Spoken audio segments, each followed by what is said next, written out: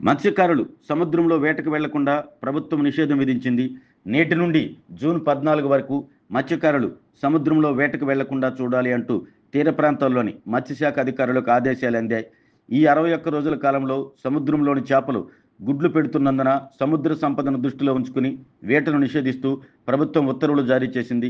ప్రకాశం జిల్లాలోని ఒంగోలు, కొత్తపట్నం, నాగలుప్పలపాడు, టంగుటూరు, సింగరాయకొండ మండలాల్లో 50 కిలోమీటర్ల మేర సముద్ర తీరం విస్తరించి ఉంది. దాదాపు 1100 మోటరైజ్డ్ బోట్ల ద్వారా 5500 మంది మత్స్యకారులు సముద్రంలోకి వెళ్లి వేట చేసుకుంటూ జీవనం సాగిస్తుంటారు. ప్రస్తుతం సముద్రంలో వేట నిషేధించడంతో 2 నెలల పాటు మత్స్యకారులు వేటకు దూరంగా కానున్నారు. సముద్రంలోనే వేట నిషేధించిన కారణంగా మత్స్యకారులు వేటకు వెళ్లకుండా సహకరించాలంటూ మత్స్యశాఖ జాయింట్ కలెక్టర్ శ్రీనివాసరావు కోరారు. నిబంధనలకు విరుద్ధంగా వేటకు వెళ్తే ప్రభుత్వ పథకాలను కోల్పోతారని హెచ్చరించారు. వేట నిషేధిత కాలానికి సంబంధించి ప్రభుత్వం భృతి విడుదల చేస్తే వెంటనే మత్స్యకారులకు అందిస్తామని జాయింట్ డైరెక్టర్ శ్రీనివాసరావు తెలిపారు. ప్రాదేశిక జలాల్లో అంటే బంగాళాఖాతంలోని ప్రాదేశిక జలాల్లో ఏప్రిల్ 15వ తారీఖు నుంచి జూన్ 14వ తారీఖు వరకు 61 రోజుల పాటు సాంప్రదాయక తెప్పలు అంటే ఇంజను సహాయం లేకుండా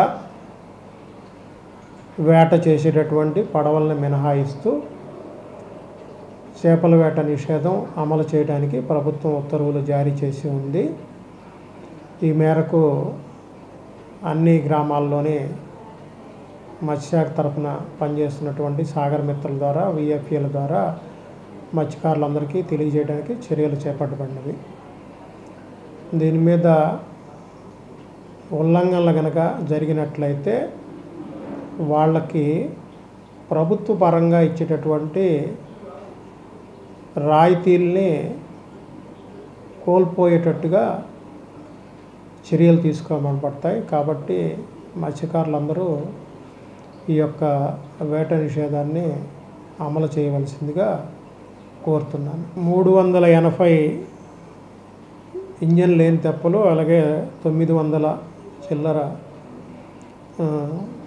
ఇంజన్ సహాయంతో వేట చేసేటటువంటి మొత్తం సుమారు 5500 మంది వరకు మనకి వేట చేసేటటువంటి మత్స్యకారులు జిల్లాలో కలరు. వీళ్ళకి ఈ వేట నిషేధ భృతి ప్రభుత్వం ప్రకటించిన దాని ప్రకారం మేము తక్షణం చర్యలు తీసుకొని అది త్వరితగతిన వారికి అందజేయడానికి తగు చర్యలు తీసుకుంటామని తెలియజేస్తాం. నిషేధ ఉల్లంఘన సమయంలో దాన్ని అంటే మనం అడ్డుకోవడానికి కమిటీలు బృందాలను ఏర్పాటు చేశారు సార్. స్థానిక అధికారులే ఉంటారండి. స్థానికంగా అక్కడ సాగర మిత్రులు అలాగే గ్రామ మత్స్య సహాయకులు అట్లాగే ఫిషరీస్ డెవలప్మెంట్ ఆఫీసర్స్ ఉన్నారు. వీళ్ళందరూ ఫంక్షనల్ ఆఫీసర్స్, జ్యూరిస్డిక్షన్ ఆఫీసర్స్. వాళ్ళు ఈ యొక్క నిషేధాన్ని అమలయ్యేటట్లు మెరైన్ పోలీస్ వారి సహకారంతో అలాగే పంచాయతీరాజ్ అట్లాగే రెవెన్యూ అధికారుల సహాయంతో ఈ యొక్క నిషేధాన్ని అమలు చేస్తారు.